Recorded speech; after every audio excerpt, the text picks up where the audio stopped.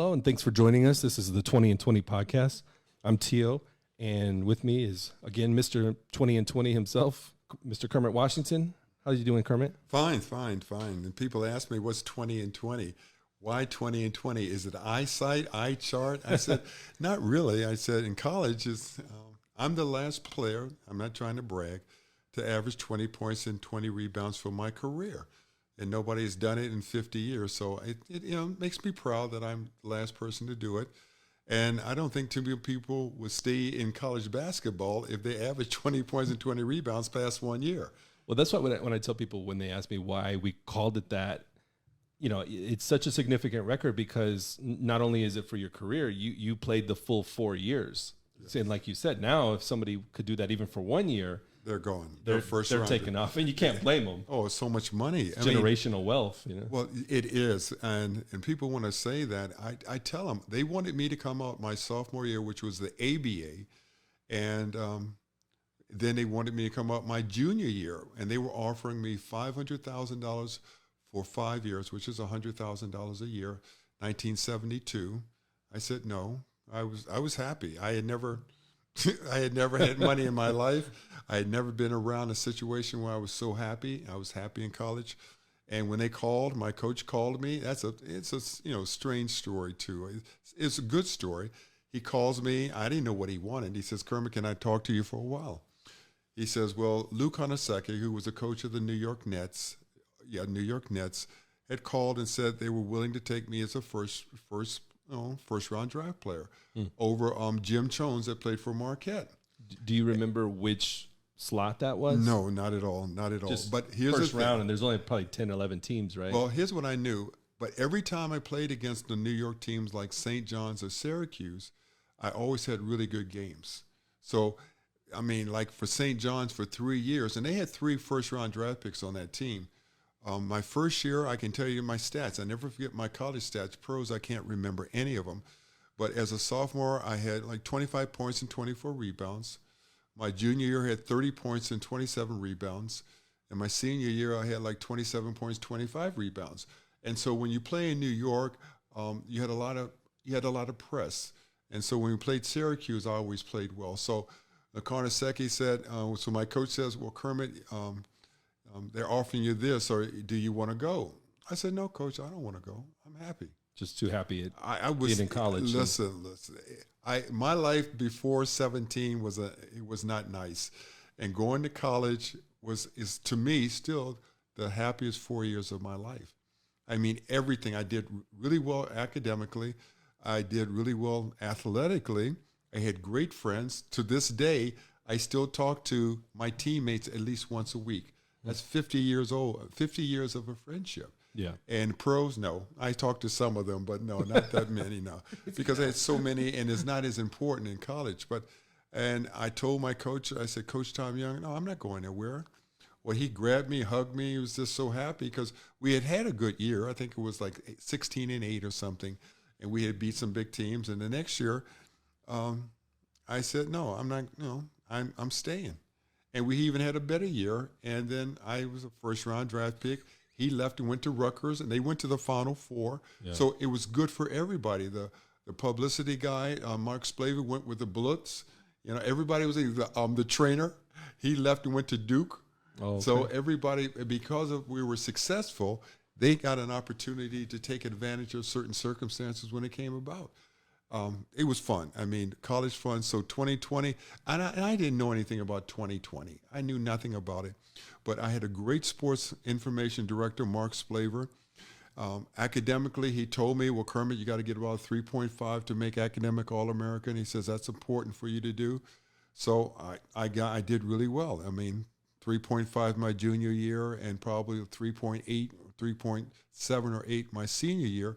And I was academic All-American, Hall of Fame. So the things that they told me to do, I tried to reach them because I had fun.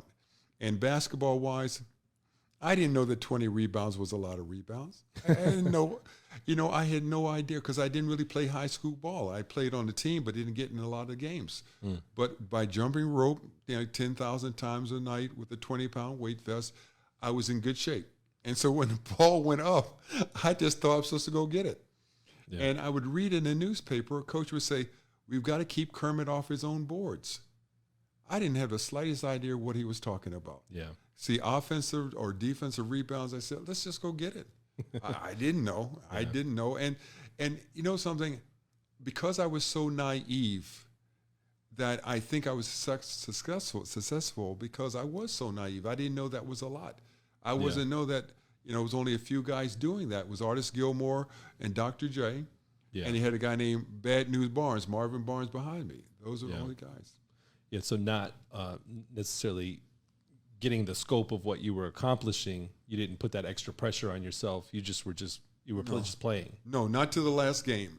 I felt the pressure my last game because when you're chasing people, I was reading about that tennis player Osaka. Okay, it was a nice article about that and how when she was trying to become the best, she didn't feel as much pressure. Yeah. But as soon as she became number one, she says, everybody's trying to knock me off. Yeah. And so the pressure got her where she's not even competing right now because the pressure. So I just didn't know that. I just, okay, let's go out there and play. It's fun. At home games, away games, it didn't make any difference because I thought I was really prepared. I really thought I was prepared. And so the final game, when my sports information director comes to me in my room the day before the last game against Georgetown, as my last home game, last game of the season, he says, well, Kermit, you got to get 40 points. I have 40 points?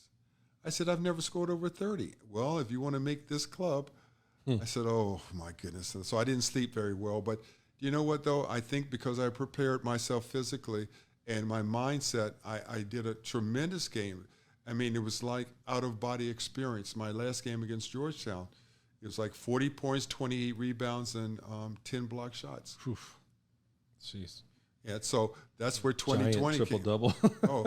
But you know what? I knew nothing about any of that. Yeah. Just like when I got drafted by the Lakers, I was walking to class. It's not like it was now. And my manager, I was going to class. He said, Kermit, you just got drafted by the Lakers. I said, oh, okay, that's nice.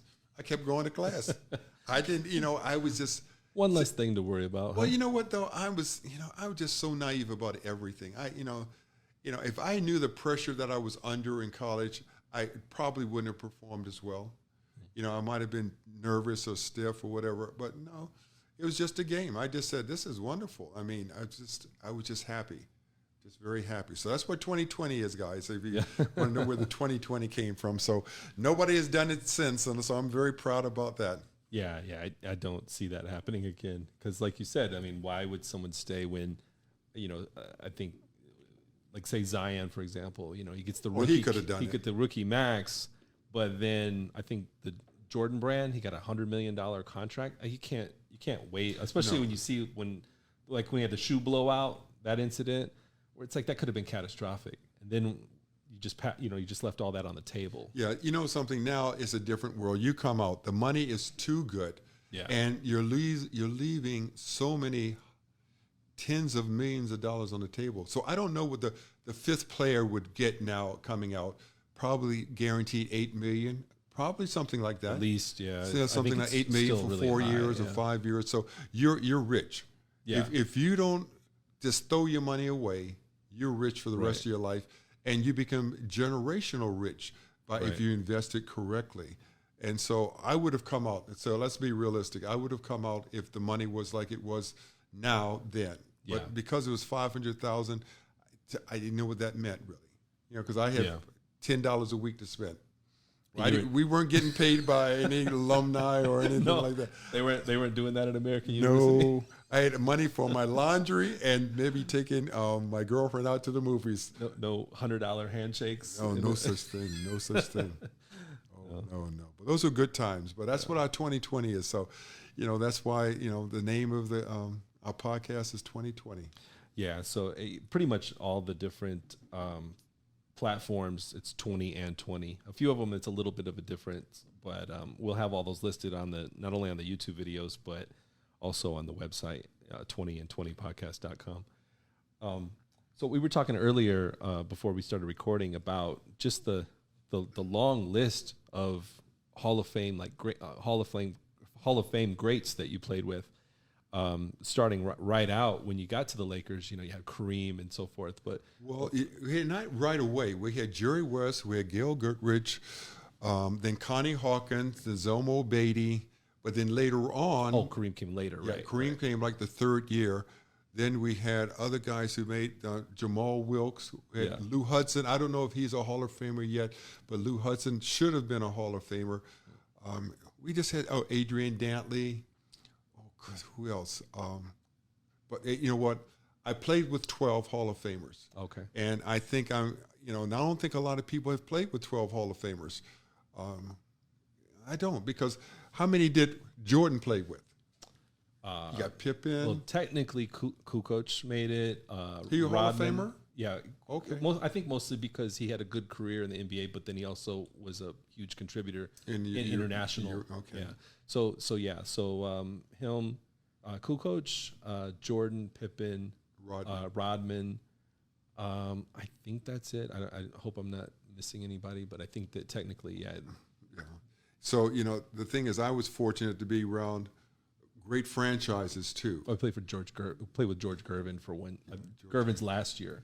Yeah, he was on the team too. I was on the Bulls. But it was wonderful. I mean, with the Lakers, they had so much of a history. Boston, I went to Boston. I played with, JoJo White's Hall of Fame, Havlicek's Hall of Fame, Dave Counts' Hall of Fame. I think one other guy was Dave Bing. So it was four from that team that became Hall of Fame players. And so, and where else did I go? Hall of Fame, Chris Mullin. Oh yeah, we were roommates in Golden State. Yeah. I mean, that's a workaholic guy. I mean, enjoyed him. Nobody really from the Clippers made the Hall of Fame, but what about the Trailblazers? Trailblazers, not really. Well, Maurice Lucas is going to make it probably. Okay. But not Lionel Hollins. We had some really good players, but nobody at that level. Maurice Lucas, I think, is the only one that could really make it to that point. I can't think of anybody else. We had a lot of good players, but they weren't super players. Like Michael Thompson, Klay Thompson's dad. Right. If he was playing nowadays, I don't know. He averaged about 20 points and 12 rebounds. So nowadays that would have been something special. But back then, I don't know. But I just had some good teammates, though. I really did. Now, when I first came in the league, with the Lakers, we had good guys. They were older, though. They were 35. I was 21. And I had Connie Hawkins, and I wasn't playing a lot. Yeah. So you just know to keep your mouth shut and try to get yourself to get some playing time. But when I was drafted, they told me, we don't need you right away. And they had just went to the championship, got lost to the Knicks, I think, in like 73. And so they said, you're not going to play. I said, I'll play. I sat on that bench for 2.5 years, coming out playing 10, 15 minutes. Either we were winning by 20 or losing by 20 is when I got in the game. And it was me, I hate to say it, Pat Riley, for all those guys, we call ourselves F Troop. Oh, yeah. So it's time for F Troop. And so you didn't want to be. And then I remember one time Pat Riley was kidding. He says, we're going to be on F Troop forever. I said, no. You might be on F Troop. I'm getting off F Troop. Yeah. I don't want to be on this. But, he was a great teammate, and a lot of good teammates. But I was younger, and they were older, 30-some years old. Yeah. It's a big difference. It's like 10 years. And I didn't relate to all of them as much. And so I was kind of by myself, just exercising. They still talk about me to this day. Lucius Allen was talking to one of my friends, and he was saying all Kermit did was just work out. Well, I just trying to get off that bench. Right. But I had been used to that, just working out. But the problem is that when you get to pro, they don't have time to teach you all the fundamentals. Yeah. And I was like in a rowboat, and I'm rowing hard. I'm rowing out to sea when I'm trying to get to land because I didn't know what to do. Yeah. And that's why I had Pete Newell. I kept going up to his office, who was the general manager, and he was a coach with Cal Berkeley, that won the national championships in college. He won the NIT with Michigan State, I think, and he was a gold medal coach for the Olympics. And I used to go to him. I said, Pete, can you help me get off this bench? He says, Kermit, I can't because it'll be embarrassing to the coaches if I come down there and start working with you. But I said, Coach, these are good guys. Bill Sharman and John Barnhill, good guys, but they're point guards. Yeah. I said, I need somebody that can help me because when you play center and people that are listening, it's almost like saying, okay, I'm a fullback or I'm a halfback. And the average person will say, oh, all he does is run the ball. Yeah. No, it's a big difference between a fullback and a halfback. And the same difference is because I played center in college. Now that's with your back to the basket. Right. Now when you play a forward, you're facing the bucket. It's a different world altogether, and I need somebody to teach me. And by the third year, he quit as being the general manager with the Lakers, and he says, okay, I'll work with you now. And as soon as he started working with me, I became a starter. Yeah. I needed him, or probably I would have been out the league in another year or so, because I had a 5-year no-cut contract, but they probably would have sent me out. But you need to learn. You need to have people to teach you certain positions. Yeah. And here's the thing I was telling a guy, I train a guy now in basketball. To go from the 1 position to the 2 position, it's not hard. Right. And from the 2 to the 3, it's not hard. And if you have the size now, you have the 3 to the 4, it's not hard, or the 4 to the 5, if you have the size, because you have all the skills that you need for that position. Right. Now, when you go from the 5 to the 4, and a 4 to the 3, 3 to the 2, it's difficult because you have to learn new skills, handling the ball, shooting it outside, being an assist man. And my problem was I was going back the wrong way. Yeah. It's like you have Anthony Davis that plays for the Lakers. Well, he was a point guard in high school. So that's why he has a lot of the skills that he has. Yeah. So the first year that Pete Newell worked with you, was it just you, or you guys had basically the makings of a camp? Me. See, now the stories change, but I'm the one that started the camp. Right. It's a big man's camp.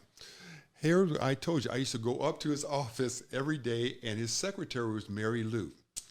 I said, Mary Lou, will Pete see me today? She says she'd walk in and come back. He says, no, he's busy. Because he knew what I wanted. I said, somebody's got to work with me. I said, because I'm willing to work. But I didn't have people to teach me. And you need to learn from a person that knows what they're talking about. Yeah. So when I would go to Bill Sharman, was a really good coach, but X's and O's. John Barnhill, the assistant, X's and O's. But they didn't know how to help me in the fundamentals of those positions. They never needed them. They were great players. They were point guards. Point guards, yeah. Yes, and so like I never worked with a point guard or a 2 guy.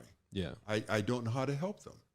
And that's why when I was working with Pete Newell's, the big man's camp, it was only the 3, 4s, and the 5s, because those positions I learned. Yeah. So when he worked with me, he would get me. He says, pick me up at like 7 o'clock. We go down to Lyle Marymount, and he would work me so hard. It was just me, and I would go to bed at 4 o'clock in the afternoon.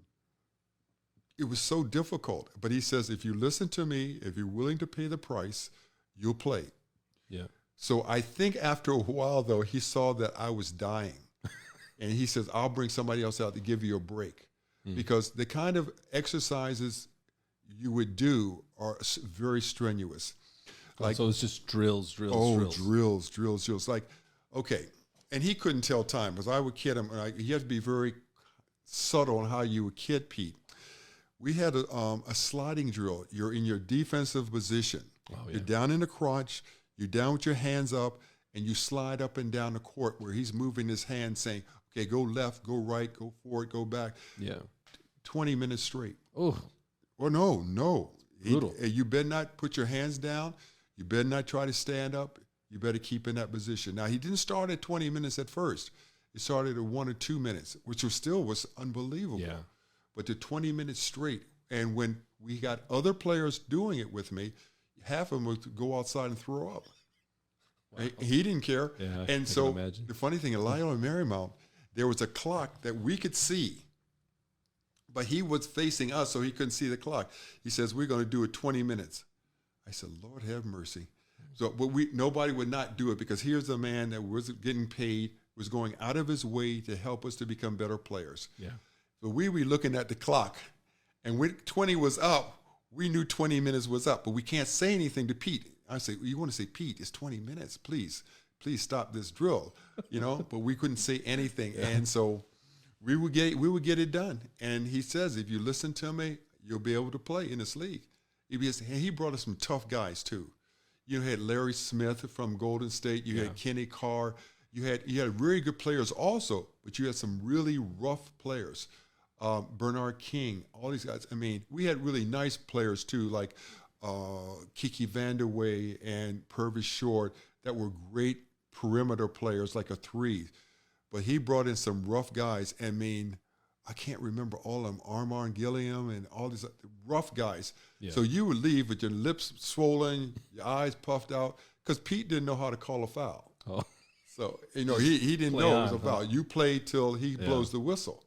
And he was a drill sergeant in the military during World War II. You got to understand, they had a tough mentality. And so we would go, and I told you, I would go to bed at 3 o'clock, 4 o'clock in the afternoon, and because I'd be terrified when I have to meet the next day. You have to go there, and I never missed a day. I mean, many days you're so sore, you're beat up, but I would never miss a day because the man's out there trying to help me to be better. And he told me, if you make it with me, you're going to play. And from that point on, I played in the league. I was a starter or I played 30-some minutes a game because of him. Without him, I think I'd have been out the league. Not that he didn't have the desire or the courage. I didn't have the knowledge that you need. The skill set. And coaching is important. Coaching and a person that can help you. Well, when you were when you picked up on all the different techniques because I've seen a lot of that, and I know that he had a book that was published and videos and that you put out and everything like that. But when I see those different techniques, did you get to a point where you're in almost like a flow state where you just react and just do it? Yes, I can look at a person right away now. You're using the wrong foot. You're not turning correctly. You're standing up too high. I mean, because I was with him for almost 15 years off and on. Even when I played, then I became, one of the coaches at the camp. And we had such great players come through there. Kareem, Walton, Olajuwon, Shaq, Pippen, Jerome Kersey, Kiki Vanderway. We go on and on. So we had so many great players. All the Grant brothers came from Chicago. We just had so many players. And you had the X-Man. We had great shooters. And Pete didn't blow the whistle. It was not dangerous, but you came there, you better be ready to play. Cause you felt like you've been through some stuff. And you better not be late. And then when I started coaching, unbelievable talent came through there, like Sean Kemp. I mean, you knew from the first minute he walked on the court, he had talent. Yeah. More talent than everybody else. But you had great guys there going against him, but he just was something, you knew right away he was something special. Now, Shaq dominated everything. Right. Shaq, it was a joke. I mean, it was a joke. I mean, no matter, we brought in all the good centers. Doherty, you had Duckworth, you had all the good centers. Nobody had the strength that Shaq. Shaq was just, to me, stronger than any player that's ever played the game. Now, you had strong guys, but you didn't have guys that had the explosion. Yeah. I knew Wilt, and people still tell me I don't know what I'm talking about. Well, Wilt was stronger. He could do this. No, Wilt could not compare to the strength of Shaq. Now, if Wilt was brought to this time, he might have had the strength by more weightlifting or more coaching to make him stronger. But nobody exploded like Shaq. And the only person in my mind, and people will argue, which is fine, it was Chocolate Thunder, Daryl Dawkins. Okay. He was the only other guy that had just monstrous strength.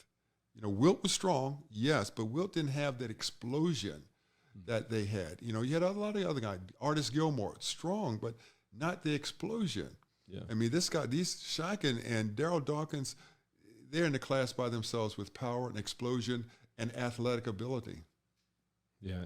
You told me a story before about seeing Daryl in the breakfast hall or whatever at one of the hotels, and you didn't want to have to deal with them down low, so you were trying to butter them up. And I did. Let me tell you something. Daryl Dawkins, I told you, next to Shaq, is the most powerful basketball player I've ever been around, and he was young, strong, could jump, palm the ball like a grapefruit, and so when I got traded to the Boston Celtics, I was with Boston, and we would play Philadelphia Friday and Sunday. Friday in Philly, and then Sunday in a nationally televised game. Now, there was a blizzard in Boston, and when I got traded, so I just stayed in a hotel. I just stayed there. I mean, Red Auerbach wanted to, Red Auerbach, I'll tell you a funny story too. Red Auerbach I had known since I was 17 years old. Now, he's the general manager of the team, says, Kermit, you can stay in my condominium. I said, no, Red, I don't want to stay in your condominium. I said, thank you very much, but if something goes wrong, I don't want to get blamed for your condominium. So he put me up in a hotel, and it was the Sheridan Prudential Center down in Boston. And was it nice? Not really, but it was 29 flights, so that's another story. But that Sunday before we played, Philly was staying at the same hotel. And when the Philadelphia came in, I'm not going to say what it was a circus when they came into town to the hotel. The lobby was full of people. I guess they had a lot of parties. Let's just say that. Let's had a lot of parties. And so I go down because I know we got to eat the next morning. I'm the only one in the hotel because I'm just not going to find a place because of the blizzard. So I go down and eat breakfast at the coffee shop, and here comes Daryl Dawkins. And I said, Lord have mercy. You don't want him dunking on you because he would break the backboard down on you. He was that powerful. Yeah. And I said, Daryl, you know what? Come eat breakfast with me. I'm really trying to butter him up. Daryl, come eat breakfast. Come on, I'll pay you for your breakfast. I'll buy you breakfast. Okay, Washington. So I said, Daryl, your jump shot looks really good. I've been watching you shoot it. When did you start shooting that jump shot? I didn't want him to dunk on me, so I wanted to think that he said, I've been working on that. So you've been doing a good job on it, Daryl. Don't shoot that jump shot on me too much. So I didn't want him to break the backboard down on me. So that's what I was saying. But we would sit down there, and I told you he ordered maybe 14, 15 scrambled eggs, side of bacon, about 7 or 8 pieces of toast, half gallon of orange juice. He just. You know what I said to him? I said, Daryl, how do you know what the rest of the team wants? I thought the team was going to come by and he was, ordering breakfast for everybody. I said, Washington, this is for me. This is just for me, brother. This is just for me. He was the most powerful guy, nice guy, powerful. And if he had gone to a coach, like a college coach, where they would have worked with him, he would have been a Hall of Famer. Because nobody had the strength that he had. Yeah. Nobody. I would put my hand on him, checking him. It was like putting my hand on a brick wall, like it was the Empire State Building. He was that strong. So I kept saying, Daryl, please go out there. I wanted to check Cardwell Jones. Well, you didn't have much chance. You had either Dr. J, or then sometimes you had McGinnis, then you had Daryl Dawkins, or Cardwell Jones. Cardwell gave me an easy night. The other guys could demolish you. But, when they tell you who to check, you go check them. But Daryl was something else. But he was just funny. Great athlete. The Philadelphia team might have been one of the best collection of talent. I didn't say a great team. Yeah. Best collection of talent. You had 5 of the guys made Hall of Fame. No. How many of them made Hall of Fame? Oh, gosh. Probably 4 or 5 of them made Hall of Fame. They were that good. Yeah. Well, earlier this year, we had that show come out, Winning Time, The Rise of the Lakers Dynasty, the HBO show. And I watched a couple of episodes, and I was just kind of thrown off because the way that they portrayed Jerry West, I had never heard anything like that. Like the guys in there throwing a fit, tearing up tables and whatnot. Was it when he was a coach or as a player? It was, I think it was at the end as a player and then going in to be a coach later on. And I just had never heard anything like that. And a lot of people, I think, that were familiar with that were just like, no, that's not how it was. And they exaggerated his personality, I guess, for the just for the purposes of taking taking creative license with. Yeah, but that Jerry was not like that. Yeah, Jerry West, to me, was a professional in every way. On there, he's flipping out, cussing everybody out, and all this stuff, and it's just like. No, he was quiet. He would like to say he was a quiet assassin in a way where if you didn't do something right, well, you would hear it from the assistant coaches or you were going to get less playing time. No, he never, he yelled a couple of times, but when we was coaching me, we had the best record in the NBA. That was his first year. That's all you need to know. His first year as a coach, we had the best record in the NBA, and we worked. We really worked. The practices were the hardest I've ever been. Every day was very difficult. And he would tell you in pregame, it's time for you to stretch. Okay, now it's for you to shoot. And don't go shooting no 3-pointers. Like if somebody, you work on what you need to work on. Yeah. He was a no-nonsense guy. But when you played well, he gave you credit. And we had the best record. Now, could we have beaten Portland for the championship that year? I thought we could. But I had knee surgery, and Lucius Allen broke his toe. So two of us as starters, we got knocked out. And we had people that went in there with Maurice Lucas, just bullied everybody on the team after I left.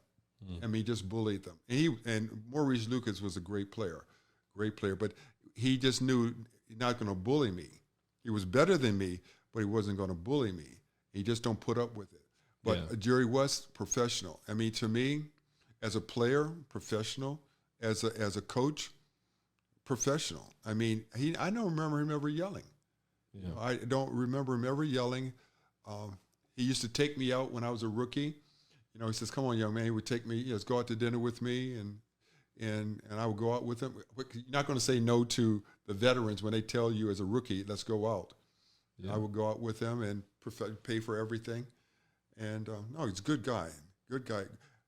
Insecurities, if you listen to him about his life, what made him such a great player is the insecurities as a kid. And his family wasn't a very happy growing up for him, if I remember correctly. No, I read his book, and it was a lot of stuff in there I had just never heard about, and from the tragedy of his older brother, his big brother got killed in World War II, and so many different things that it was really revelatory, or I guess you'd say. But in all the times I'd heard other people talk about him, everything, I just never heard anything like that. So I was just like, this doesn't seem like kind of accurate. What's it called? License? Creative license. Creative license. Yeah. No. I can tell you stories, but he was very, very professional all the time. Just like Kareem was always a professional. Always on time. Came to practice, worked hard. And Jerry didn't have a support system, that a lot of people they need to get to that level, Yeah, but if you look at his stats, staggering stats. Yeah. As a player, and as I said, I think he's a top, and he's a point guard. And I was arguing with somebody just on Facebook, and like Oscar Robertson was a point guard. Yeah. So to me, the best point guard of all times is Magic Johnson. Yeah. But I have Jerry West and Oscar Robertson right behind them. Mm-hmm. Tell me, so for you, who do you think could be in front of Oscar Robertson and Jerry West right behind, who could you think? At the point guard position? Yeah, point guard. Stockton, but Stockton couldn't score. No, Stockton, was great. Was great. He's all-time leader in steals and assists, especially assists. That's what he's mostly known for. As far as his records is concerned, and durable. Only missed a handful of games in 19 or 20 years. Great player.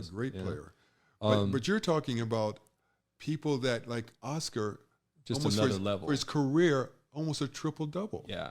For his career. Yeah. Jerry West in playoffs averaged 40 points in one couple of series or something. Yeah. It's just monstrous numbers. And because they didn't have the exposure that these guys get nowadays. Yeah. But, just like Rick Barry. People didn't like Rick Barry, but if you look at those numbers, they're staggering numbers. Yeah. They never mentioned Rick Barry as a top 20 player. No, you never hear that. But if you look at his stats, and in playoffs, he won championship. I think he maybe won one in the ABA. But the ABA had so many great players that came over. People don't realize that. When they came over, it saved the NBA, in my opinion. Mm-hmm. Because when Dr. J came over, Artis Gilmore, just keep going. You had Dan Issel. You had George Gervin. It just goes on and on of the great players that came. Yeah. George McGinnis, even though it's legendary. And one thing about George McGinnis, it's a funny story. I watched him. I was a freshman. Indiana was playing Notre Dame. And I was weighing about 170 pounds, 6'8". I saw George McGinnis take off his warm-up, and I saw those muscles, and I said, I want to be just like that. I said, I'm looking at my pathetic. I said, I am so pathetic. Look at that guy. He took off his warmer from Indiana. I said, that's what I want to be like. That's when I started lifting, because the coaches had always kept trying to get me to lift weights. I said, Coach, the weights are bigger than me. The bar is bigger than me. But I saw George McGinnis, and I said, "Oh, that's what I want to look statue when he's like." Oh my goodness! And so we all have certain things that make us click and say, "Okay, that's what I want to be. Yeah. That's what I want to do." And I just had so many positive things that happened, or I saw, or was part of, or people I were around in college. I said, "Guys, it was just a great experience for me. It really helped me propel myself to be as successful as I am." Yeah. I mean, because just I just wanted to be as good as I could be, and you get humbled when you get to pro. So in college, good, huh? College, I was top 5 for one poll, UPI or APA or API, whatever it is, AP, I was top 5, and the other one I think was top 10. But you get to pro, you get humbled. These guys are very good, and they have 10 years experience on you. But you know what? You just keep working and just say, one day I want to be successful. And you just got to put your head to the grindstone and just keep working, because the guys in pros are good. Now, are the guys nowadays better? Better athletes. Oh, of course, better athletes. Not even close. And I watch these guys now, and just certain things, like I said before, they didn't let big guys dribble the ball. Yeah, yeah. Big guys, you can't shoot outside. Nowadays they can do everything. All right, let's take a quick break. Do everything like you love me, and other things like a real G. I don't need nothing you do for me, it's all good, just love me. Do everything like you love me, and other things like a real G. I don't need nothing you do for me, it's all good, just love me. Okay, so joining us now is Mike Thornton from the Nickel City Mafia podcast. He's a Buffalo native, and he has a. How often do you do your show? Is it several times a week? We do 2 shows a week. We do a pregame and a postgame of the Buffalo Bills, and it changes depending on when the game is and when we have availability. So usually we do it on Sundays, or right after the game, or right before the game. But this week we wanted to go a little earlier, so we went live tonight. So I'm just getting off that show tonight. It's nice to be on joining you guys. Well, thank you. I have a question for you. Yeah. If the game was going to be in Buffalo this week, would they have postponed it or moved it to Cincinnati? They would have moved it. They would have definitely moved it for sure. Now, I don't know if they would ever do it where they go to the opposing team's stadium. I don't think that would have been fair. They might have did something like they did on Thanksgiving when we played in Detroit, where we were in a dome. So they might have did something like that, because Detroit isn't far from Cincinnati or Buffalo. So I think that might have been something they did again. Like a neutral site. Yeah, something neutral. There'll be no fans, though. Well, I'll tell you what, Bills Mafia travels well. If you've ever followed the Bills games, you'll see a lot of Bills Mafia in the stands, for sure. I actually had the privilege of going to the Rams game to open up the season, and at SoFi, and there was more than 50% of the seats filled with Bills fans. Of course, that's kind of the thing. I feel bad. Yeah, I feel bad for the Rams and the Chargers, because they always have half the stadium filled with the other fans. It just is what it is, because it's California and there's a lot of transplants out here. Yeah. You know what happens during the first of the year? All those people that live in these cold areas, they look at the Rose Bowl, look at all those different things. They say, why am I living in Buffalo and Cleveland and all these cold places? Let me go there. I don't blame them. Like I said before, I used to play, when I was with the Lakers and all other teams, we played Buffalo, the Buffalo Braves. And that was not the warmest place. It was cold, and during the winter time, the basketball season is in. And oh my goodness, I said, these people that live up here are real troopers, real troopers. What was the facility like? The stadium that you played in? It was the Orc, right? Am I right? What was it called? This is a great question. So I have a good story for you first, Kermit. I don't know the name of the stadium. Actually, it was the auditorium. Yes, it was the auditorium, because the Sabres played there, and that's how I remember it. But in 1978, I was born in 66. So in 78, the Buffalo Braves decided to leave Buffalo, and they moved out to San Diego. And I think you were then on the team the following year. I was on that team. What they did, the owner of Buffalo switched franchises with the owners of the Celtics and moved that franchise from Buffalo to San Diego. And they took a Okay, they took like 3 or 4 Celtics. It was Sidney Wicks, Kevin Coonard, myself, and they took us to San Diego. And because what happened, Levin and Levine, the two owners of Buffalo, um, lived in L.A. and they didn't. I mean, no, the Celtics lived in L.A. and they didn't want to keep flying to Boston and back, so they moved the franchise, the Buffalo Braves, to San Diego, became the San Diego Clippers, and they were happy. Mm. I mean, I'm sure you're happy to get out of Buffalo, but I don't want to make people in Buffalo upset with me. But it's a cold place. That's a cold, very cold place. But you know, you always Yeah. had a good football team, though. Back then, you had a great football team back then. Oh yeah, yeah. Well, I was only 12 years old when they moved, but when you're born in Buffalo, it's kind of like instilled in you that you have to be a fan. I don't know, it comes from our parents, right? And we will never jump ship from our teams. However, if they leave us like the Braves did, I'd watch a lot of TV, and back in those days, we listened to a lot of radio. We'd listen to the sports games on the radios because we weren't selling out games. We weren't always getting, television. So we had to listen to it on the radio a lot. And man, Bob McAdoo, Randy Smith, those were my guys back then. I love those guys. And Ernie then, DiGregorio, Gar yeah, Heard. yeah. Oh, you were good. Yeah. And then when they left in '78, I'm not one of those guys that's going to follow you because you went out to San Diego. So I had my choice. Do I take the Celtics or I take the Knicks? And I ended up going with the Celtics as my team going forward. So funny story there, but it was interesting that I saw you actually played for them, which was pretty cool.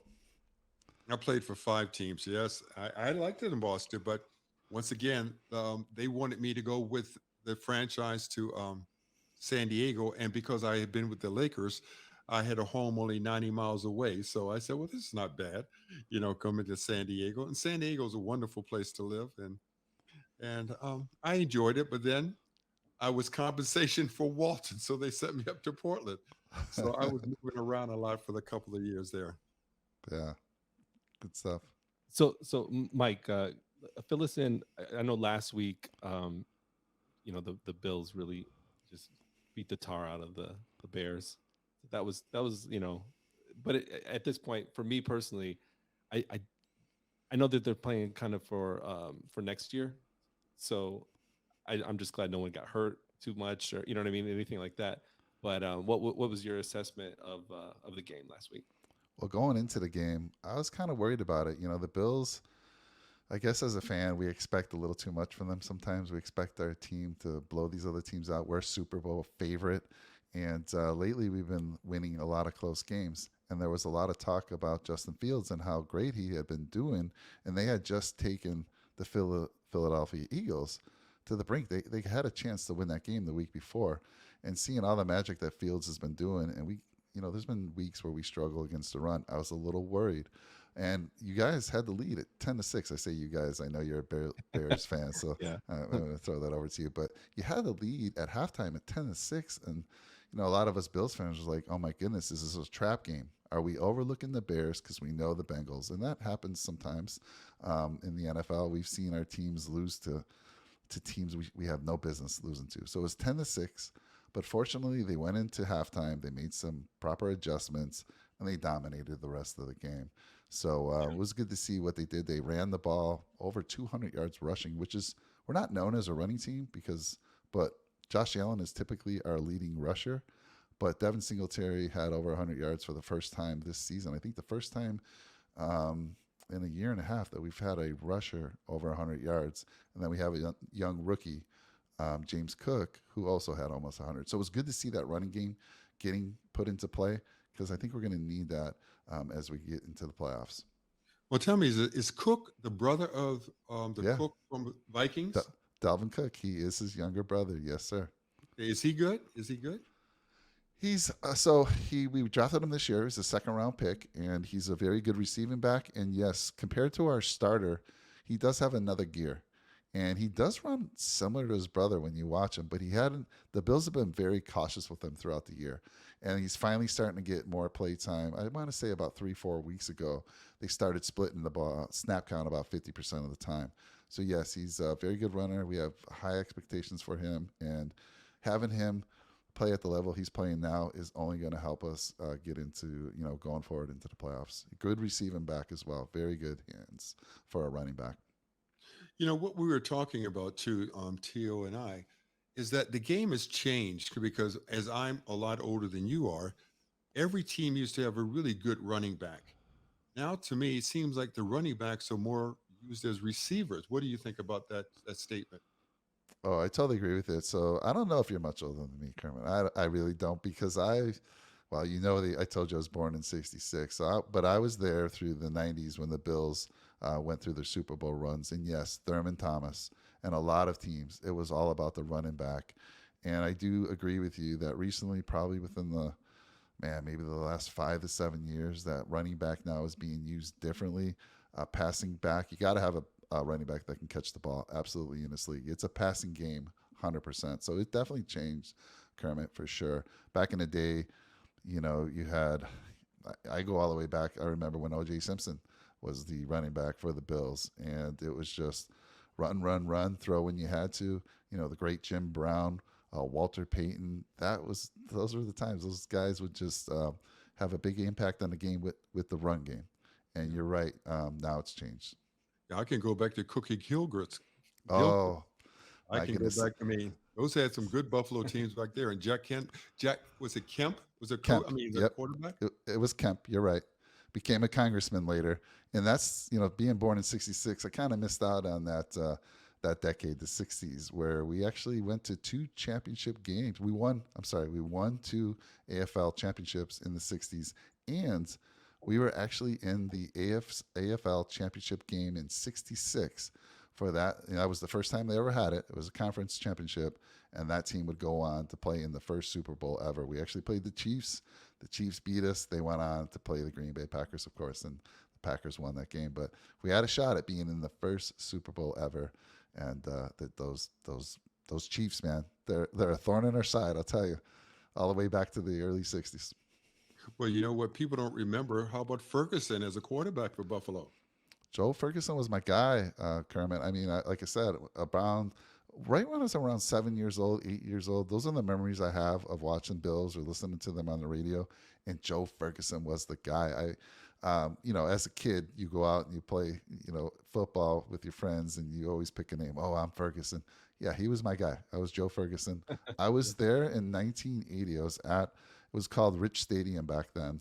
And in 1980, the Bills had lost 20 straight games to the Miami Dolphins.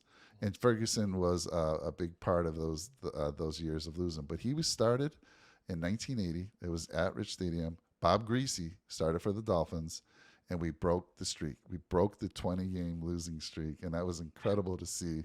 Fans rushing on, tearing down the goalpost. So I was very happy that I was there. It's a great memory of mine, being there with my grandfather. But yeah, Joe Ferguson, he played for so many years. Wasn't the greatest statistically. I mean, he didn't put up big numbers, threw a lot of interceptions if you look back, but he was the guy for them for many years. Yeah, he was athletic, though. One good thing about it, he could move around. And I don't remember what college he went to. What college did Ferguson go to? College, I don't remember, Kermit. That I don't know. I don't know a lot of the colleges the guys come out of, especially back then. Yeah, you're too young. You were too young. yeah, exactly. So remember, I was 7. Ferguson was already in the league for about, 3 or 4 years before I started watching. Well, I know you're coming off of your pregame show.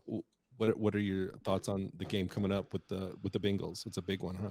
Oh man, we were saying that last year when the Bengals went to the Super Bowl, a lot of teams weren't giving them enough credit. They were saying it should be the Chiefs, it should be the Bills. They were saying a couple lucky things happened for them to get there. Well, they've proven this year, and that's the Bengals, that was no fluke. And now we come into this game, biggest game of the year. Right now, the top seed in the AFC is the Buffalo Bills.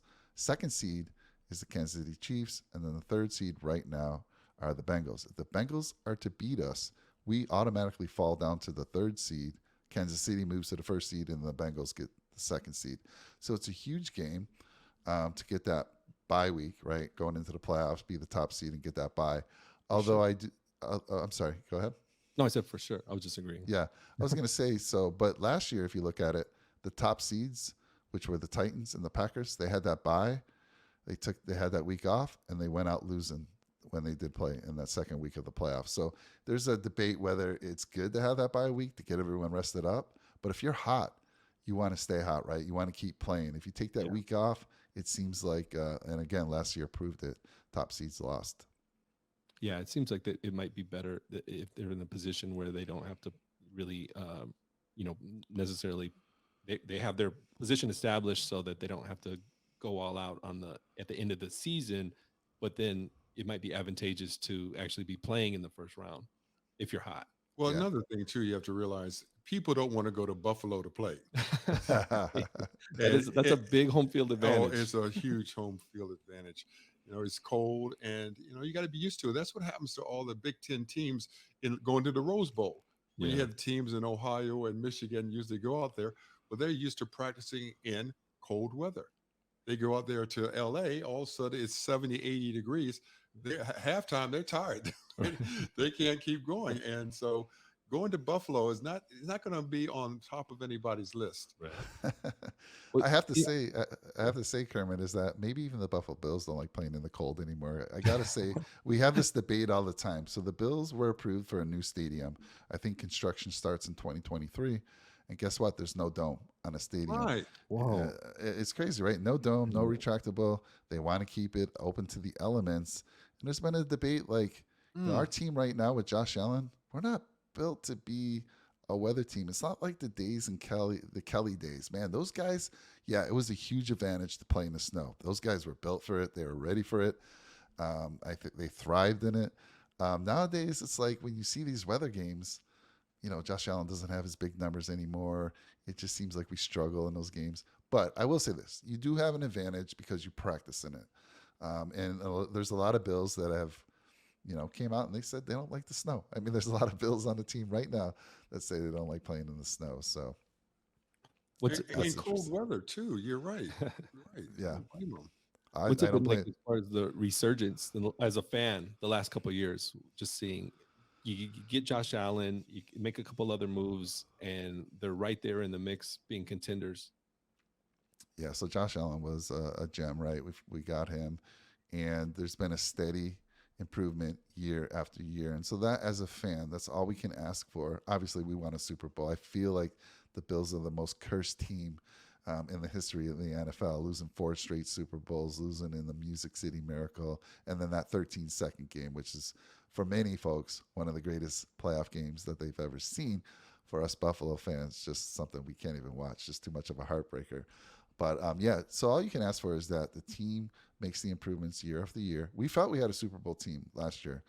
We lost in that 13-second game. We should have won that game. We move on. We feel we could have made it to the Super Bowl and potentially won. But what did they do? They realized that they were weak in the pass rush. We weren't getting home. We weren't getting the sacks. So we went out and signed Von Miller for a ridiculous amount of money, but he was worth every penny. And he started off the season extremely hot. And unfortunately, we lost him a few weeks back to a torn ACL. At first, they thought it was not a torn ACL. He was going to be able to come back. But unfortunately, we lost him. But other players, second-year guys, are starting to step up. The Gregory Rousseau's, A.J. Epinesa, these are second, third-year guys that were high draft picks. They were first, second-rounders. And they're starting to step up. We actually brought some former Bills back this offseason, and they've been doing a fantastic job. So we've improved on the defense. Trey White, who is one of the best cornerbacks in the league, he tore his ACL last Thanksgiving. We got him back about 4 weeks ago. And we know that, when you come back from an ACL, you're not going to be 100% when you first come back. So every week we've been seeing him get better and better. But yeah, it's just been nice to see that they continue to see their weaknesses. They continue to put those pieces in play. And hopefully we can bring it home. I'll tell you what, the Super Bowl windows are much shorter now. I mean, these NFL teams are so good. You're seeing it now. And, we probably have like a two-year window to win a Super Bowl before everyone else catches up. They're already starting to catch up. Well, you know something, though, I have to get it. It was like a curse, and I felt bad for Buffalo. And T.O. and I were here talking. Did you guys lose 2 games because of a missed field goal, or just one for the Super Bowl? Just one. Just one, and it was the first one. It was the most devastating, right? There was no way the Giants should have won that game. We lose 20-19. I missed, I think it was a 47 or 48 yarder wide right. That's the infamous wide right. At Norwood. And then the next 3 Super Bowls, we pretty much got destroyed, unfortunately. But yeah, that first year, we had just come off beating the Los Angeles Raiders 51-3 in the championship game. Jim Kelly and those guys, and the Giants had beaten the 49ers in a close game, very close game. The odds were out. There was no way that this Giants team could win. But guess who they had on the defensive side of the ball, which is something I just learned in this past year because I hadn't looked back at that game. Bill Belichick, the coach for the Patriots, was the defensive coordinator for the Giants back in 1990, 91. 91 was when the Super Bowl was played. And he came up with a great scheme. He said, you know what? Let's let Thurman Thomas run the ball all over us. He's going to get his yardage, but take the heads off of these receivers. That was back in the day when you can hit receivers. And they did just that. And it just totally destroyed our game, our passing game. And credit to him for coming up with that. But, yeah, that was a heartbreaker. Wide right. Yeah, I tell you, you guys had some great teams. How many people have made from that team, that Buffalo team that went to the Super Bowl 4 times, made the Hall of Fame? Do you know? Let's see. On that 4 Super Bowl teams, I can name a few of them. There is, of course, Jim Kelly, Thurman Thomas, Bruce Smith. Those are the big names. Excuse me. I want to say Andre Reed recently made it, but I'm not 100% sure. Yeah, and like, 4 or 5 years ago, he made it. Yeah, and the greatest special team player ever, which is a crime that he's not in it, is Steve Tasker. Steve Tasker was, he's a special teams player. Teams had to scheme against him, and he's not in the Hall of Fame, which is something people have been trying to get for many years now. And so what kind of guests do you have that come on, and you are basically just Buffalo, right? Buffalo Bills. Yeah, we say we're Buffalo. We talk all things Buffalo and then some. We do have some golf content that 2 other guys do on our channel, and then we have some fantasy football, but that really has taken a back seat. And when I started the channel 2 years ago, Kermit, it was really just to show my kids, like, hey, guys, why are you not starting a YouTube channel? They're young. They're watching YouTube all the time. And I'm like, you know what? Your dad's going to show you. So I started it by myself. It was all about, I was just doing pregame and postgame of Buffalo Bills. And then I realized quickly that I can't do it by myself. I'm trying to do all the tech work that T.O.'s doing right now, and then also trying to, bring you the content, talk about things. I just couldn't do it. So I reached out on a platform called Reddit. I'm not sure if you're familiar with it. And I put out an ad, basically, you're looking for a host, a co-host. And I was like, you have to be a Bills fan, be in Buffalo. And I found Jake. So Jake's been great. He's a younger guy. You saw him on the show tonight. The kid he knows his Buffalo Bills. Even though he wasn't around in the 90s or the 80s, he can tell you, he can answer trivia questions that just amazes me. So we don't get a lot of, the guests that we do have, Kermit, would be like his friend joined us tonight. And again, another person from Buffalo, longtime Bills fan. And sometimes we try to get the opposing team, another YouTuber out there that we collaborate with. Like, I'd love to have had a Cincinnati Bengal YouTube creator come out there and join us. So sometimes we do that, but usually it's just us talking about our Bills pregame and postgame and all that. Well, you being a lifetime Buffalo Bills fan, we know who you can't pick against them for the AFC. Who do you see if things hold serve coming out of the NFC? So in the NFC, obviously, it depends on Jalen Hurts' shoulder right now and just how bad that is. I think the Eagles are definitely the number 1 team that I see coming out of there. But I'll tell you what, the Niners all of a sudden with Mr. Purdy, I don't know how he's doing it. I keep thinking every week he's going to come back down to earth, but he's playing like, what a story, right? And this kid has come in and he's playing at a level of, like, he's been playing for 4 or 5 years. And their defense, the only thing I question, and I know, Kermit, you're a big fan. They've won quite a few now back to back, but I remember them playing Kansas City. And Kansas City just shredded them. But after that game, it seems like they've gotten things in order. So to answer your question, T.O., I would say it would be the Niners would be the second team potentially. I think it's going to be the Eagles Niners in the NFC Championship. I agree with you. I was talking to T.O. today. The 49ers, he doesn't make any mistakes, and he doesn't have to win the game. He just has to be in a position not to lose the game. I'm talking about the quarterback, Purdy. Yeah. That's my because he has so many weapons. Now, if you get Samuels back, it's. Do you follow him? Do you know how long he is supposed to be out, the receiver? Yeah, I haven't heard the latest on Debo at all. No, I don't know how long his injury is. Because he's a great receiver. You got Kittles. I think he's the second best tight end in the league, next to the guy in Kansas City, Kelsey. Yeah, Kelsey. I mean, I just think he's tremendous. You got a great running back. You got the kid from Stanford once again, and he's really good. But I think they run him too much. Do you notice how they run him so much? He's a little guy. He's 200 pounds, but they're running him up the middle off the tackle. Throw him the ball, let him run around linebackers. You don't want to get him hurt. That's what they did in Carolina. They ran him too much. He's not a big 230-pound guy. He's like 205 or something like that, and he's very fast. I love him. Great receiver, and I'm going with the 49ers. I was telling T.O. if I'm a betting man, I would go and bet 49ers could win the whole thing. Just because I used to be working at Stanford, and they used to practice over at Stanford University because in Redwood City, where they used to practice, it always flooded. So they would always come over to University of Stanford. And I just followed. I mean, they were always good though. So if they weren't good, I probably wouldn't follow them.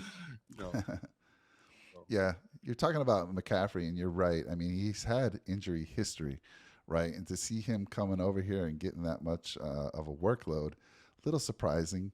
But you nailed it with Purdy. Purdy hasn't been making any mistakes. For a young guy to not be making any mistakes, your defense is going to keep you in all the games and just make enough plays to get the win, right? But he's been exceeding expectations big time. He was the last player drafted in the draft this year. It's just insane to me that he's been able to come in and there's been no drop off from Jimmy G. As a matter of fact, I think there's been a little bit of a lift since he's been brought into the game. He's a little more mobile, a little younger.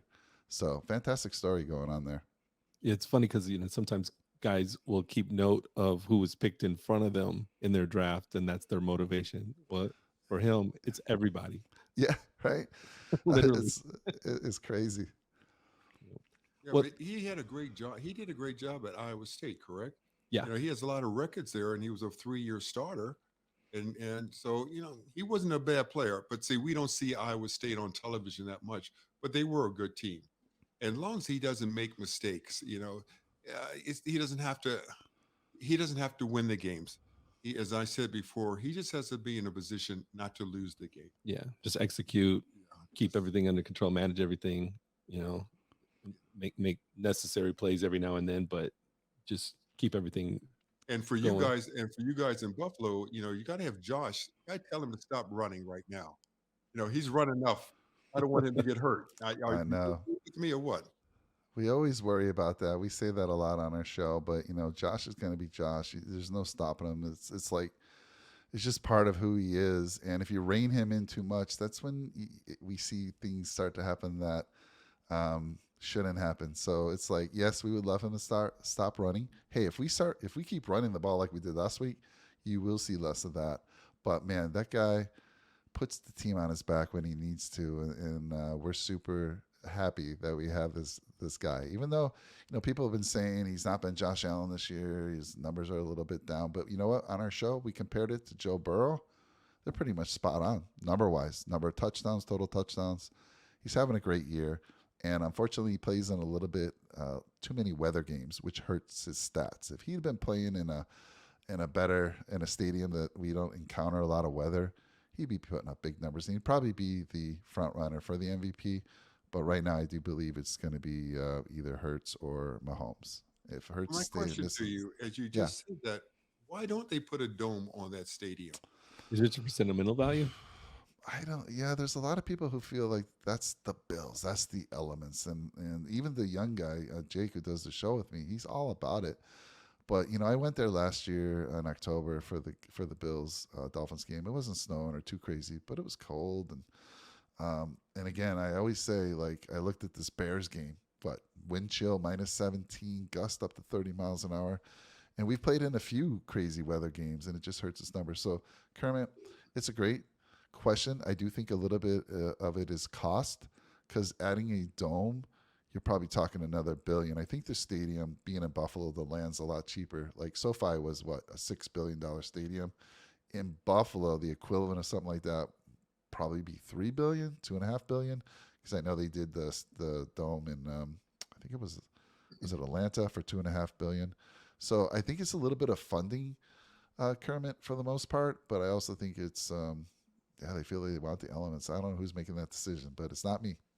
Well, the thing about it too, I used to go to the Redskins games when I was a kid, and it was like $6 a game for the Washington Redskins. It's more now. Oh, it was only $6 a game to go to see the Washington Redskins. But here's the thing. In Buffalo nowadays, people are paying hundreds of dollars for tickets. So you don't have the same person who used to go 10, 15 years ago to the snow games. Those were like blue collar workers. Now you have guys who have money. They want to go with their families. They want to go and relax like they do now in the Minnesota Vikings. Yeah. They don't want to be in that snow. I mean, you got guys that have money now. You don't have those construction workers that go there and prepare for the snow and look forward to that. This is a game now for people that have money, and you want people to be enjoyable and to enjoy themselves. And that's why I used to go to some games, and I didn't enjoy it in the rain. I didn't enjoy watching it in the rain. Yeah. I couldn't wait till the game was over so I could go home and maybe look at the reruns or something.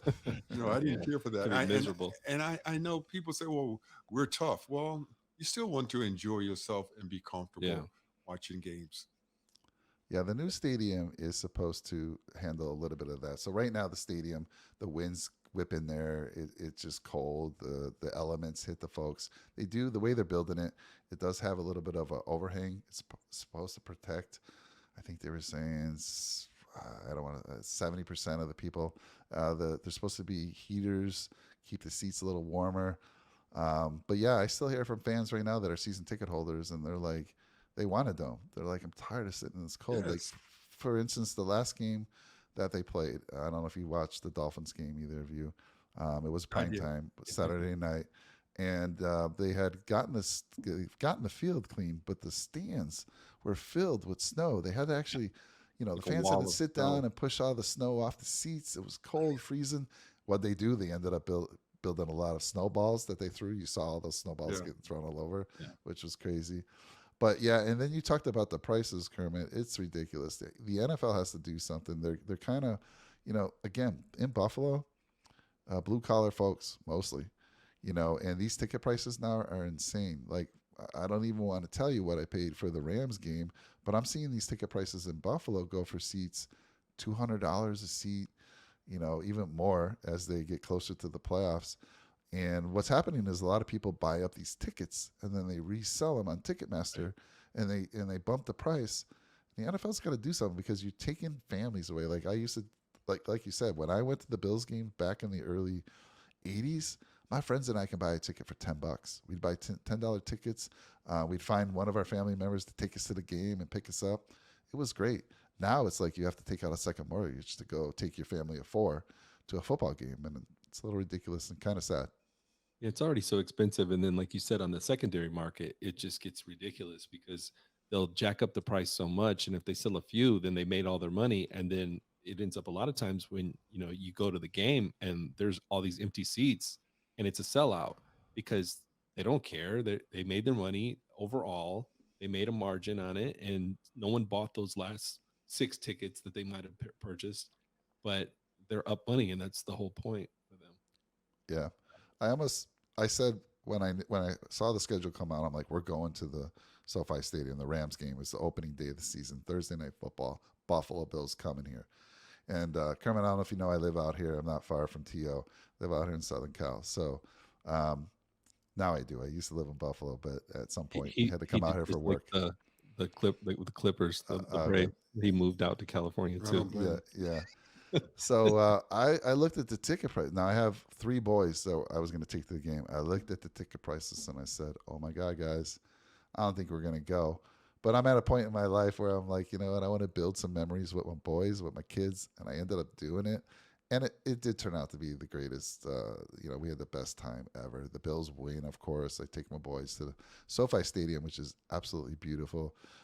If you haven't gotten there, you need to get there for I a used to game. live right next to it. The Oh, years did you? I used to live right next to the Forum. The But this is Forum, a yeah. long time ago. There's a golf course used to be right next to that, and I lived in it was condominiums. That was my first house right there. And I said, if I had kept that condominium, oh my goodness, because that Right. wasn't a good area back there in '73. But I just wanted to Yes. be there for a Yep. year. Yep. But now, tell me about the restaurants and everything around SoFi. What is it like around the area now, the stadium, when you come So out? outside the stadium, I mean, if you around it, we didn't explore that too much. I There's no don't think reason there's a to whole do that. lot. Still shaky? There isn't. They did, yeah, it is right. It is a little bit, Yeah. but there's so much to do inside the stadium, and they did make it. They did beautify it a little bit around the stadium as well. There's a little lake there which has a nice view. That But was a yeah, I bad think area, though. yeah, You're I think it still is to some. If you go I know too far Inglewood. from the stadium, the I think little you're there's a little shopping center right across from the Forum and SoFi. yeah. It says on the sign that Snoop Dogg owns that. I don't know if you Uh, noticed that. It's just I did not. random restaurants and little businesses, but It was cool to see the Forum is still standing, and it's still used in certain cases. So it was kind of cool to see both stadiums. They're pretty close together. yeah, they have all kinds of concerts and everything at. I know that Harry Styles, they had like a 15 or 20 night residency with him, and they put the big sign on top of the Forum that said Harry's house. Had this guy performing there for a couple weeks in a row. So let me tell ask you you. guys, who do you see? Again, I try to be unbiased, but you know it's hard being a Bills fan and thinking that we have a good chance. But who do you see coming out of the AFC? Coming out of the AFC, Out of the AFC, you put me on the spot for the NFC, but I who do you I see in that I'm championship game? my team has been out of it since about the first quarter of the first game. So I'm officially hopping on your bandwagon. So All right. I'm gonna ride with you guys for the rest of the year. Or Nice. Kansas City. It's going to be one or the Kansas City. other. Yeah, You it's got gonna to be give one of the. Kansas City. You got to give Kansas City credit. They just are so consistent. They're just Yeah. so Yeah. consistent, and they don't even miss Tariq Hill, even though he's having a tremendous year in Miami. Yeah. They've just replaced him. I mean, it's a good team. It's a good team. Now, would I rather see? I rather Here's my problem. I don't want to watch a game in Buffalo. That's a problem. You mean you don't even from your Yeah, your I mean, house I here? like Buffalo a lot, but I'd rather see the game in a good weather place where the athletes can be athletes Yeah. Mhm. instead of shoveling snow and falling and slipping. But that's an advantage for Buffalo, though. Yeah. Me personally, just with my team's out and they have such a drought there that of winning championships or anything, I would like to see someone like that win. A couple of years ago, I was like that with Phoenix. I'm not Milwaukee fan or anything like that, but I was like, oh, that's nice because they've never won. I know that in '76, the Suns got put out by the Celtics. They got in the finals, and then in '93, Jordan Paxson hits the 3-pointer, and that puts them out when they had Barkley and all that, and then that was it. And then they finally got back when the kind of like the stars aligned for them, and they were up 2-0, and then that just fell off. And I feel bad for fans of, like, if you're a lifelong fan of the Phoenix Suns, that's got to sting because they've never won. Yeah. The thing is, tell me this now, Mike. Now, if all the other New York teams are out of it, does all the other teams or people that are populous back Buffalo? First of all, let me correct you on one thing. There's only one New York team, and that is the Buffalo Bills. The other two teams play in New Jersey. That's true. New That's Jersey. I was having this conversation with my uncle when I saw him over the holidays. He's a Giant fan. I was joking with him. I'm like, the Buffalo Bills are the only true New York team. But to answer your question, I think there's a lot of folks all over the country that kind of feel for the Buffalo Bills franchise and all the heartaches that they had. So if their team's not in it, I do see a lot of folks saying the same thing as T.O. is telling me, that they'd like to see the Bills get it. So, yeah, that's the best I can answer that. I think that is the case. Is the charity that you guys were working with? I know you had the telethon recently. Is that still open? Yeah, we're doing that through the first of the year, and it was a fantastic event. We raised funds for we joined forces with a company organization called Punt, and they are a foundation that raises money for their families that have children with cancer.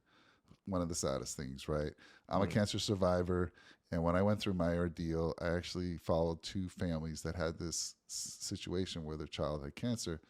And when I saw how strong these kids were, it just gave me strength. I'm like, no matter what, I gotta, if these little kids can do this, there's no excuse for me. And so it was really good to be able to find this foundation. They are local to Buffalo.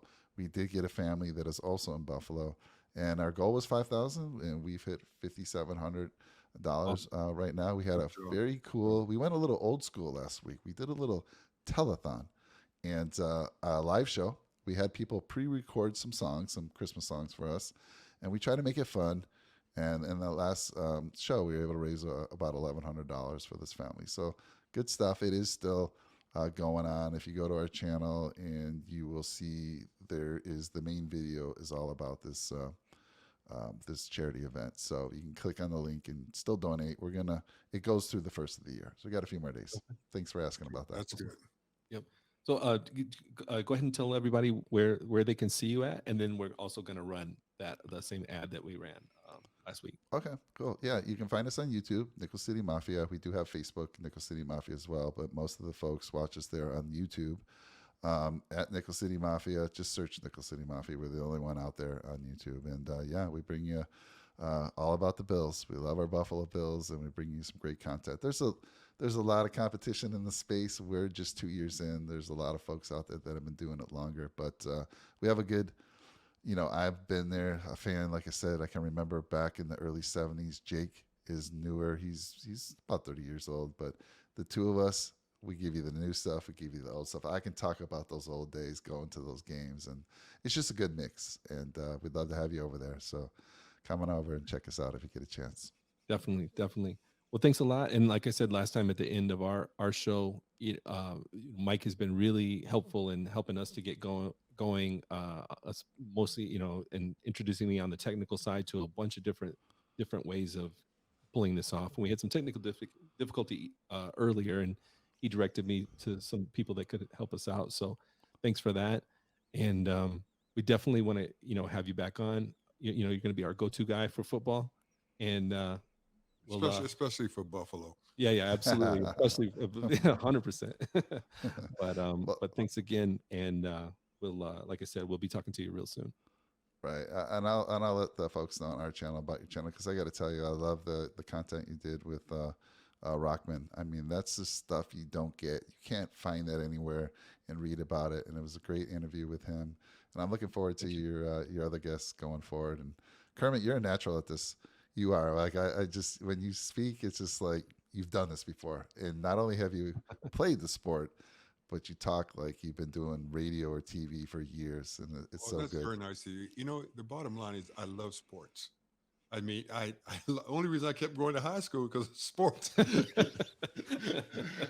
just love sports. I love football more than anything. People say, "Oh, you're a basketball player." Well, basketball games, I'll watch them if nothing else is on. But football, I will watch from 10 o'clock out here as you do until it goes off at Sunday Night Football. I will watch it. I love football. I love it. And I know I like Buffalo. But to me, I just like certain players. Like you have a great wide receiver. And tell me his name real quick, because I Stephon Diggs. Yeah, yes. He's one of the very top 3 or 4 in the league. Do you agree with me real quick? Absolutely, yes. Yes. And he's a fiery guy. He wants the ball. He demands the ball, and then he produces. So, I love football, and so I love talking. I'm glad you came on. I love talking football and your perspective of what you see and what you think is going to happen. So at the end of the year, we'll for sure have you on because I'm with San Francisco. T.O.'s jumped on your side for a while, but I think the 49ers are going to take it this year, and I hope they do. But that's part of that's part of liking football. You pull, pull for the team that you like, and you pull for the team that you like, and the best team wins. 49ers. We shall see. Thank you for coming on. Thank you very much. Thank you, guys. Thanks a lot, Mike.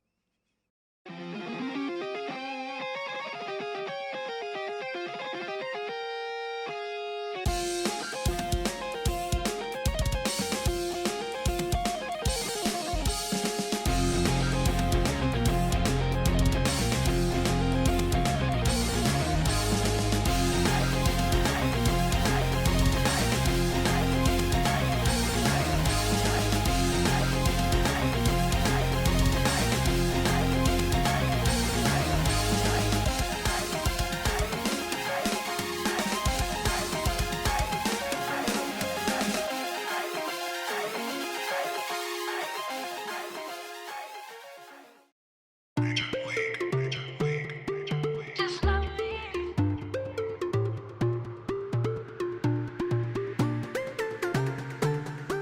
Just love me.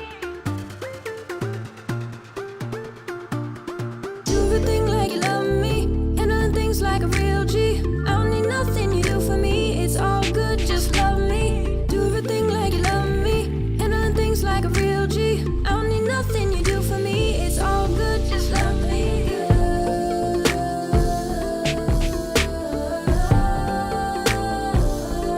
Just love me.